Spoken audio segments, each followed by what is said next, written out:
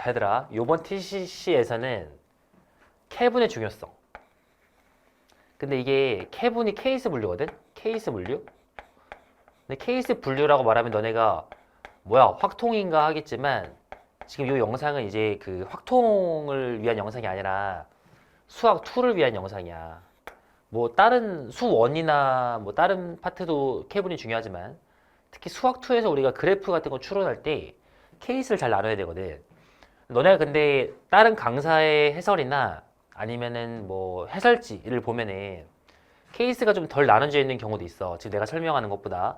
근데 그런 경우도 다 이런 케이스 저런 케이스는 이러이러해서 안 된다라는 걸 머릿속으로 판단하고 넘어간 거라서 안 한 것뿐이지, 지금 나 같은 경우 뭘 하겠냐면은 그 머릿속으로 판단하는 것도 한번 구현해 보자라는 거고, 중요한 건 뭐냐면 너네들이 실전에서 이 케이스 분류를 잘 못하면, 그러니까 조건을 만족하는 상황 중에 뭐 이런 그래프도 있고 뭐 이런 그래프도 있고 뭐 이런 그래프도 있다, 이런 걸 나눠서 가야 되는데 이 중에서 내가 머릿속에서 누락이 일어나면 누락이 발생을 해서 얘를 까먹어. 까먹는다는 표현 좀 이상하지. 얘를 생각을 못 떠올려. 그러면 얘랑 얘밖에 안 했는데 요거에서 정답이 만족이 안 되고 조건이, 그치? 얘 같은 경우 조건이 만족이 안 되면 쉬쉬 뭐지 막 이러면서 안 풀려 이런단 말이야. 내가 빠짐없이 누락 없이 모든 케이스를 말할 수 있어야, 꼭 말하라는 소리는 아니야. 말할 수 있어야 내가 정확하게 문제를 풀 수가 있겠지. 그래서 조건 해석하면서 케이스를 잘 분류하는 게 되게 중요하다고. 쌤이 기출문제 3개 정도 가져왔거든. 이걸 통해서 우리가 어떻게 캐분을 많이 하는지를 얘기를 해볼게. 자, 첫 번째 예시는 2025학년도 수능이니까 작년이야, 작년. 가장 최근 수능에 나왔던 문제고, 참고로 요거에 대한 해설은 디덕션에 있어요. 디덕션 수2에 나오는 내용이야. 이런 거지, 얘들아. 일단 내가 꼭 이 문제를 반드시 그림으로 풀 필요 없지만 쌤은 항상 그림을 좋아하기 때문에 그림을 그려보면 이렇게 y축이 있고서 fx가 최고차 함계수가 음수인 2차 함수니까 이렇게 생겼을 거 아니야, 이런 식으로. 그치? 물론 여기서도 어떤 것도 고려 원래 해야 되냐면 얘가 이제 뭐 이렇게 되는 경우도 고려해야겠지, 그치? 자, 그런 경우도 내가 고려를 해야 되는데, 자, 중요한 건 얘는 내가 볼 필요가 없는 게 g가 미분이 가능하다고 해서 0에서, 그러면은 0에서 미분계수가 15니까 이럴 거니까 이런 거 내가 볼 필요가 없어. 일단은 처음에는 뭐 이런 거까지 캐분할 필요 없어, 얘들아. 근데 여기서 이때 f가 스무스하게 연결되는데 f가 연결돼 가지고 g를 만들었더니 미분계수가 빵 되는 순간들이 이런 경우에 4번 있단 거니까 당연히 미분계수 0이 되는 게 몇 개인지로 캐분을 해야겠지. 그럼 얘는 어떻게 하면 되겠어? 캐분을 할 때 f가 여기서 이런 식으로 생겨가지고, 즉 x가 음수인 순간에 미분계수가 0이 되는 게 2개인 경우, 1개인 경우, 0개인 경우로 나누면 되겠지. 이게 자연스러운 캐분이 될 거야. 그래서 저런 것도 하나 해주고, 두 번째는 뭐 미분계수가 0이 되는 게 하나 있는 경우. 근데 미분계수가 0이 되는 게 하나 있으려면 반드시 이렇게 완전 세제곱 형태 있지? 요것밖에 가능하지 않아. 왜 그러냐면 만약에 이런 모습을 가져가면은, 이런 두 모습이 나온다면 얘가 먼저 등장을 해야 되는데 얘가 먼저 등장을 해버리면 감소를 하는데, 감소를 하다가 스무스하게 붙을 수는 없으니까, 그치? 그래서 하나이려면 이런 구조일 수밖에 없고, 자, 마지막은 그냥 미분계수 0인 게 없는 순간 이렇게 그치? 이런 식으로 캐분해가지고 문제를 푸는 게 자연스러운 행동이겠죠. 뭐 이 작년 기출문제는 답이 요 이미지긴 했는데 뭐 이런 거나 이런 거가 답일 수도 있는 걸 내가 머릿속에 인지하고 있어야겠지. 어렵지 않죠? 그리고 하나 더, 캐분이 지금 3개인데 뭐 캐분이 너무 많아지면 그것도 약간 잘못된 거야, 풀이가. 알겠지? 그런 것도 유념하면서 넘어갈게. 두 번째, 자, 요 문제는 2021학년도 9월인데 요건 인덕션에 있어. 인덕션에 해설이 있다는 소리야. 문제도 있고. 자, 봅시다. fx가 3차 함수인데 f1, f3이 0이래. 여기서 나 조건 일단 보지 말고 이 조건만 봤을 때 얘 가리고, 이러면 케이스 몇 개야? 10개지. 왜 10개예요, 쌤? 왜냐면 1, 3이랑 근이 있으니까 또 다른 근이 있을 거 아니야. 그 근이 1보다 왼쪽 1, 1과 3 사이, 3, 3보다 오른쪽 해가지고 10개, 5개인데 최고차항 계수가 음수인 것도 필요할 수 있는 거니까 대충 10개 정도는 있겠다라고 하는 건데 근데 10개를 다 그리면 너무 힘들잖아요. 그치? 이런 경우도 어떻게 하냐면 최고차항 계수를 양수라 가정을 해서 일단 5개를 해보고 나머지 5개는 거기서 뒤집히면 되겠다 하면 되는데 그 뒤집히는 게 상상이 안 되면 다 해보고 대충 상상이 되면 할 필요는 없는 거야. 알겠지? 그러니까 케이스 분류가 필요하면서도 너무 다 할 필요도 없는 거야. 이런 선이 좀 중요하다고. 자, 빠르게 봐볼게 얘들아. 일단 내가 최고차항의 개수가 그러니까 최라고 쓴 건 최고차항 개수거든. 얘가 양수인 걸 먼저 가정을 해. 그리고 음수는 내가 뒤집어서 상상을 하겠다는 마인드고 뭐 여차하면 뭐 그리겠다라는 거야. 이렇게. 그러면 이렇게 빠르게 13 쓰는 거야. 13. 13 쓰고 13 쓰고 13 쓰고 13 쓰고 13 쓰는 거지.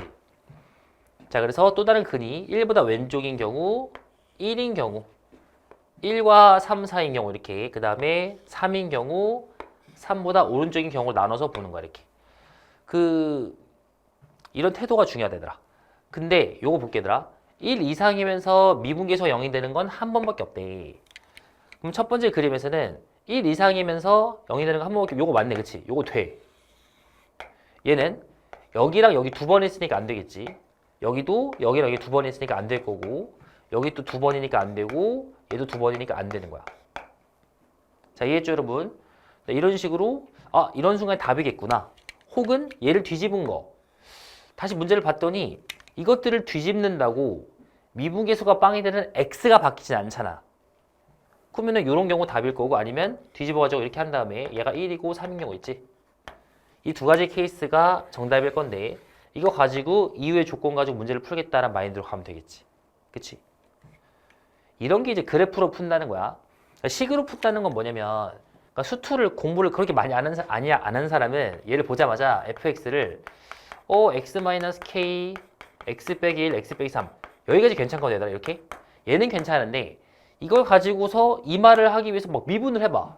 이 식을 미분을 해가지고 0이 되는 거 찾으면 완전 식으로 가는 거야. 이게 나쁜 건 아닌데 늘 말하지만 섞어야 돼.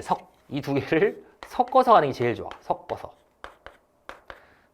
자, 쌤도 그래프로 다 하세요가 절대 아니야. 샘플이 보면 알겠지만 식도 많이 쓰긴 하거든. 그래서 섞어서 가는데 일단 그래프가 더 직관적이기 때문에 빨리빨리 볼 수가 있고 편하다. 자, 다음 문제. 이번에도 평가원 기출인데 요것도 인덕션에 있어야 되나? 인덕션에 문제도 있고 해설도 있는 상황이야. fx는 최고차항 계수가 양수인 3차 함수거든. 사실은 이 문제는 뭐 케이스 분류도 중요하지만 문제 이해가 더 중요한 문제긴 한데 이런 표현 있잖아요. 이거 fx가 x인 근 이 5개가 있고 다 다를 때 내가 어떻게 접근할 것인가가 되겠지.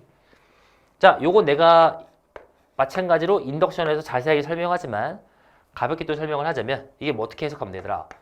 x, fx라는 요 자취가 있어. 자취. x가 실수일 때. 즉 이 그래프의 그러니까 요 점들의 자취가 y는 fx의 그래프가 되겠지. 근데 꼭 증가함수일 필요 없어 얘들아. 이런 그래프가 이렇게 있다고. 그 다음에 fx, x의 자취가 있어. 이렇게. 여기 돼서 이런 식으로. 이건 뭐냐면 이 여기 있는 모든 점들을 y는 x 대칭을 해가지고 그은 점들을 얘기하는 거야. 그러니까 예를 들면 이렇게 생긴 함수 역함수는 없지만 이것들의 모든 점들을 y는 x 대칭을 하는 건 가능하잖아. 그것들의 모임을 의미하는 형태라고 얘가. 그치? 이 둘의 교집합의 원소가 0, 1, A, 2, B라는 소리가 되는 거야. 이 문제는. 그치? 왜 그러냐? 일단 방정식이란 말은 요 등호가 무조건 성립한다는 게 아니라 물론 방정식 해가 모든 실수면 성립하겠지만 얘는 될 때가 있고 안 될 때가 있다는 소리잖아. 이게 지금 무슨 말이야? f에다가 얼마를 넣었더니 얼마가 나온다의 구조인데 이 자리에 fx를 넣었더니 x가 나온다라는 소리인 거잖아. 이걸 내가 어떻게 해석하면 돼? y는 fx라는 이 그래프가 fx, x를 지난다. 이런 느낌을 해석하면 된다고. 됐지? y는 fx가 요 점을 지난다의 느낌.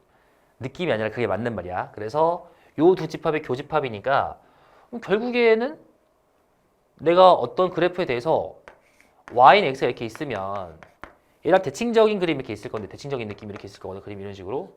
그래서 둘이 어떻게 만나는지가 중요한 거야. 요 놈과 요 놈이 만나는 거.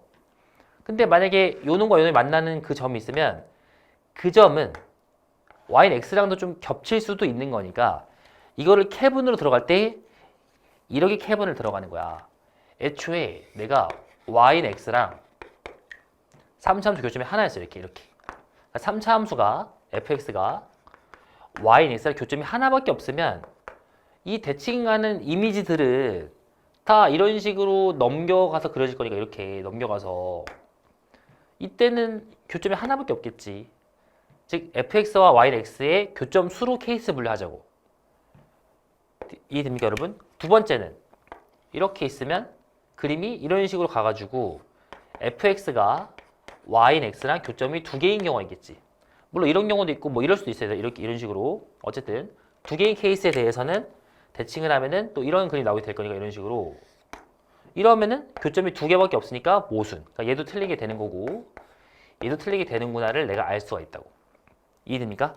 따라서 이 문제가 일단은 시작이 성립이 되려면 y는 x에 대해서 fx가 교점이 3개는 발생을 해야 되는구나. 적어도 y는 x랑. 그치? 그런 것들 내가 알 수 있다는 소리야. 이해되니? 물론 이 이후에 좀 더 많은 얘기들이 필요하지만 내가 적어도 딱 이 상황을 보고서는 y는 x와의 교점수로 보면 되겠구나. 왜냐면 대칭이 개념이 있는 거니까. 이해했지? 지금 이 문제를 풀 때 내가 이 f가 극값을 갖고 안 갖고 이런 거 신경을 안 쓴 거야. 이 f가 극값을 갖는 함수인지 안 갖는 함수인지 이건 별로 중요한 게 아니었다고 지금은. 물론 결과적으로 뭐 갖긴 해야 되는데 그치? 이런 생각들. 자 그래서 이런 생각들로 캐분을 잘하는 게 중요한데 너네가 캐분을 누락 없이 잘하기가 어렵고 그치? 그런 것들에 대한 확신이 없기 때문에 나 같은 강사들 강의를 그래서 보는 거야. 알겠니? 왜 여기서 이 문제 캐분을 이렇게 진행을 하고 이렇게 풀면 좀 힘들고 이런 것들을 배워가는 게 되게 중요한 거야. 상위권으로 가는 길에서. 물론 최상위권으로 가는 길에서도 중요하고. 자 왼쪽으로 올게 얘들아. 정리하자면 오늘은 수학2를 문제 풀 때 이 캐분을 하는 거 되게 생각보다 중요하다. 그래서 이런 습관이 잘 들어있으면 되게 편하게 문제를 풀 수 있고 특히 누락 없이 잘하는 거 연습해더라. 누락 없이 하는 거. 누락 없이. 자 이렇게 해서 이거 마무리할게 얘들아. 끝.